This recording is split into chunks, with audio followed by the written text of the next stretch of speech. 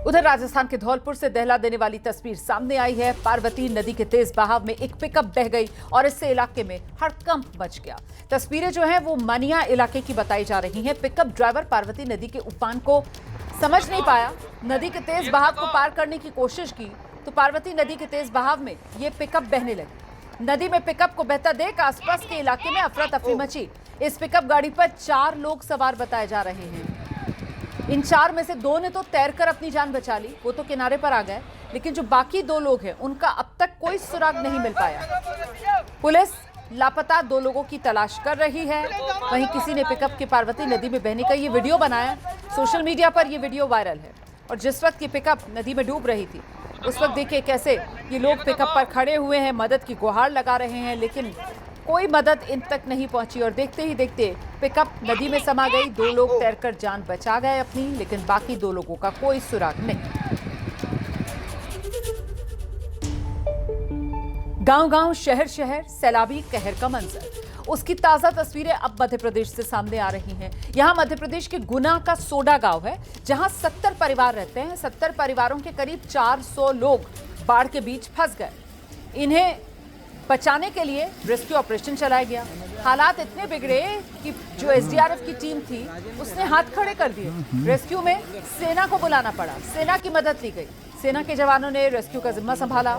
सेना के जवान यहां चेन बनाकर बाढ़ में फंसे लोगों को निकालते दिखे। कुछ लोगों को नाव के जरिए बचाया गया। वहीं आर्मी की ओर से लगातार लोगों के लिए अनाउंसमेंट की जा रही है। यहाँ बारिश थम नहीं रही है, इसी वजह से गुना के सोडा गांव के ग्रामीण जो हैं वो दहशत में हैं। आर्मी की जो नाव थी जिसमें 12 जवान और 3 आम नागरिक सवार किए गए थे, बीच नदी में वो नाव पलट गई क्योंकि पार्वती नदी में पानी का बहुत तेज बहाव था। वो तो गनीमत रही कि सेना के जवानों के साथ साथ आपदा मित्र भी मौके पर मौजूद थे, इसीलिए कोई हादसा नहीं हुआ। सभी को नदी से सही सलामत निकाल लिया गया। लेकिन इसके बाद गांव वालों में तो दहशत है। वो नाव से जाने को राजी नहीं है। वो कह रहे हैं कि उन्हें हेलीकॉप्टर से निकाला जाए, एयरलिफ्ट किया जाए। नाव से अब वो नहीं जाएंगे।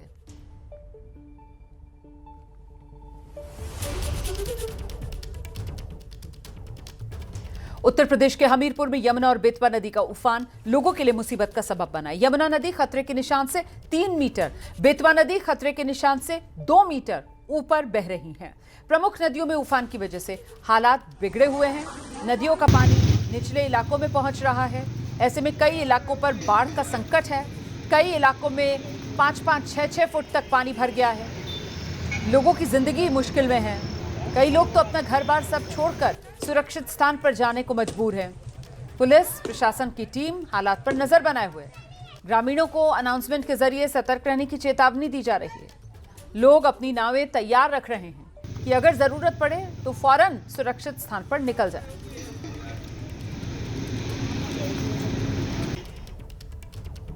उधर राजस्थान के श्री गंगानगर में अचानक तेज बारिश के बाद हालात बिगड़ते चले गए। लगातार बारिश की वजह से शहर में जल भराव हो गया, जिससे लोगों की मुसीबत कई गुना बढ़ गई है। यहां श्री गंगानगर के सूरतगढ़ में, अनूपगढ़ में बारिश, जिसकी वजह से हालात बेहद खराब हैं। शहर की सड़कें, गलियां सब लबालब। देखिए कैसे पानी भरा हुआ हर तरफ नजर आ रहा है। निचले इलाकों पर पानी ने कब्जा कर लिया है। तेज बारिश की वजह से शहर के कई जर्जर मकान क्षतिग्रस्त हो गए। लोग दहशत में हैं। अभी भी इन इलाकों में रुक रुक कर बारिश जारी है। स्थानीय लोगों की मुश्किल में इजाफा होता दिख रहा है। ये देखिए कैसे रिहायशी कॉलोनीज हैं और यहाँ पानी भरा हुआ है। पॉश एरियाज भी श्री गंगानगर में, राजस्थान में इस पानी के सैलाब की चपेट में है।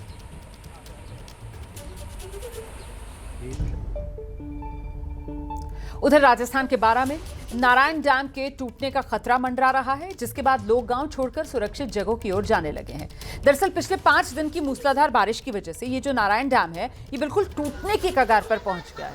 हालात को देखते हुए प्रशासनिक अमला अलर्ट मोड पर है। यहाँ नारायणखेड़ा डैम की जो वेस्ट वेयर है उसके पास की दीवार टूटने के बाद डैम से पानी का रिसाव शुरू हो गया। ऐसे में डैम के टूटने की आशंका बढ़ गई। इलाके को खाली कराया जा रहा है। प्रशासन लोगों को सुरक्षित स्थान पर पहुंचाने की कवायद में जुटा हुआ है। रात से ही ग्रामीणों को उनके घर से निकालकर सुरक्षित जगहों पर पहुंचाया जा रहा है। देखिए कैसे ट्रैक्टर ट्रॉलियों का इस्तेमाल किया जा रहा है। लोग खुद भी अब इन निचले इलाकों से निकलकर सुरक्षित ठिकानों की तरफ बढ़ रहे हैं। ये डैम का हिस्सा जो टूटा है और उससे जो पानी का रिसाव हो रहा है, वो तस्वीरें भी आप देख रहे हैं।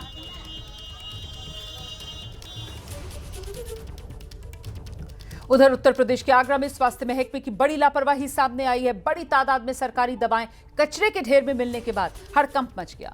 ये मामला बताया जा रहा है खैरागढ़ इलाके का। यहां स्वास्थ्य केंद्र के पास मौजूद कूड़े का ढेर है और उसी में ये सरकारी दवाएं मिली हैं। कई तरह की ड्रॉप्स हैं, टैबलेट्स हैं, बरामद की गई हैं। और जब इन्हें चेक किया गया तो पता चला कि ऐसा भी नहीं कि दवाइयां जो है वो एक्सपायर्ड है, इनकी डेट निकल गई है, बल्कि इनकी एक्सपायरी डेट अभी अगले साल है, 2026 की। यानी साफ है कि ये दवाएं स्वास्थ्य केंद्र में आने वाले मरीजों के लिए बेहद अहम थी और बावजूद इसके ये दवाएं कूड़े के ढेर में पड़ी हुई हैं। अब सवाल है, ये वीडियो सोशल मीडिया पर कहां से आया? वीडियो वायरल है, आखिरकार कौन है वो जिसने इन दवाओं को यहां कूड़े के ढेर में फेंक दिया? लोग इसी को लेकर सवाल पूछ रहे हैं।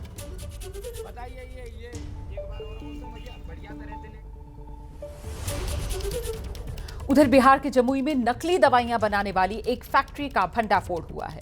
छापेमारी के दौरान इस फैक्ट्री में गोदाम की आड़ में नकली दवाइयां, कॉस्मेटिक्स का बड़ा जखीरा बरामद हुआ। देखने में बिल्कुल असली दवाइयों जैसी पैकिंग। अगर ये दवा आपके पास आ जाए तो पहचान नहीं पाएंगे कि ये दवा नकली है या असली।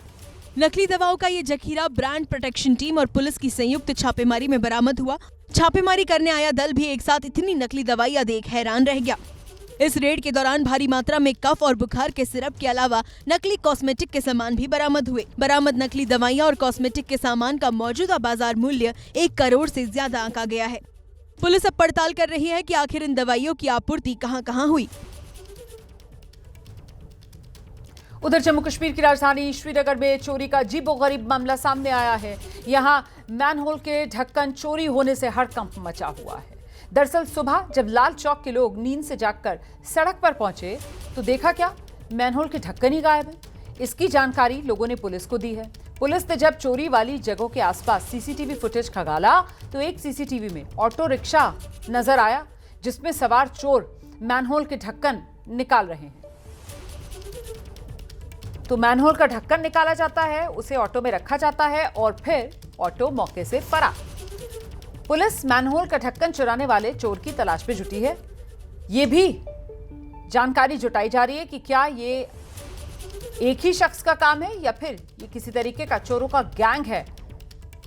जल्दी ही इस गुत्थी को सुलझाने की उम्मीद है।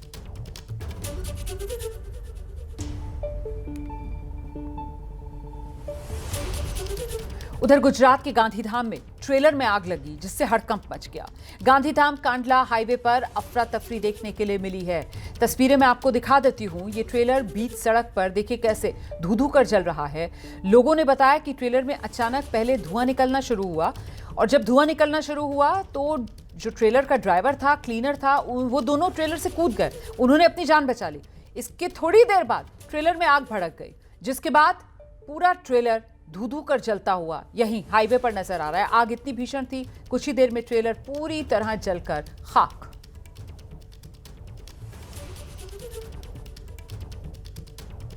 उधर महाराष्ट्र के बुल्ढाना में एक शॉपिंग कॉम्प्लेक्स में भीषण आग लग गई। हड़कंप मच गया, लाखों का माल जलकर खाक हो गया। ये जो आग है वो खामगांव के म्यूनिसिपल कॉम्प्लेक्स में भड़की थी जिसके बाद अफरा तफरी मच गई। लोगों ने फौरन आग लगने की जानकारी फायर ब्रिगेड को दी। हालांकि फायर ब्रिगेड के मौके पर पहुंचने से पहले ही लाखों का माल था जलकर खाक हो चुका था।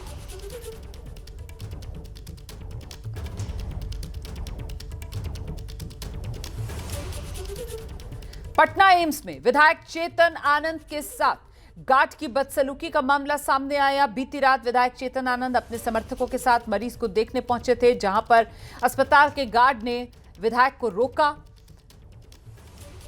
फुलवारी शरीफ में मौजूद पटना एम्स में विधायक चेतन आनंद के साथ उनके भी सुरक्षाकर्मी मौजूद थे, उनके समर्थक भी मौजूद थे और इस दौरान दोनों पक्षों के बीच कहासुनी हो गई।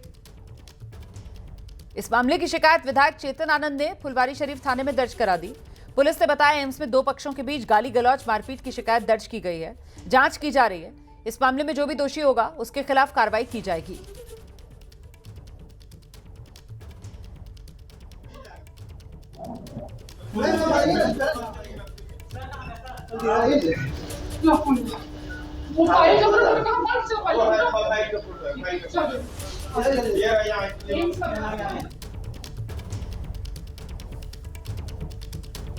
तो एक तरफ तो पटना एम्स के गार्ड का विधायक चेतन आनंद से बदसलूकी का ये आरोप सामने आ रहा है और दूसरी ओर पटना में जो रेजिडेंट डॉक्टर्स हैं एम्स के वो प्रदर्शन कर रहे हैं। वो कह रहे हैं कि शिवहर के विधायक चेतन आनंद जो हैं उन्होंने अस्पताल के सुरक्षा कर्मियों के साथ हाथापाई की है, मारपीट की है और उन्होंने रेजिडेंट डॉक्टर्स के साथ बदतमीजी की है। रेजिडेंट डॉक्टर्स को जान से मारने की धमकी दी है। डॉक्टर मांग कर रहे हैं विधायक को उनसे माफी मांगनी चाहिए। जब तक माफी नहीं मांगी जाएगी रेजिडेंट डॉक्टर्स कह रहे हैं वो अपना प्रदर्शन जारी रखेंगे। फुलवारी शरीफ थाना क्षेत्र के अंतर्गत जो एम्स संस्थान है उसमें कल रात को एक घटना हुई थी जिसमें दो पक्षों के बीच में गाली गलौज, मारपीट और दुर्व्यवहार संबंधी शिकायत पुलिस के समक्ष दर्ज कराई गई है। इसमें से एक पक्ष डॉक्टर आयुषी सिंह हैं, उनके द्वारा एक आवेदन पुलिस को दिया गया है फुलवारी शरीफ थाना को। उनके साथ एम्स प्रशासन में एक जो डॉक्टर हैं वहाँ पे और साथ ही साथ स्टाफ द्वारा गाली गलौज और दुर्व्यवहार किया गया है। उसमें प्राथमिकी दर्ज की जा रही है और आगे की इसमें कार्रवाई की जा रही है। वहीं दूसरे पक्ष की तरफ से एम्स प्रशासन की तरफ से भी एक आवेदन पुलिस को मिला है, उस पर भी FIR की जाएगी।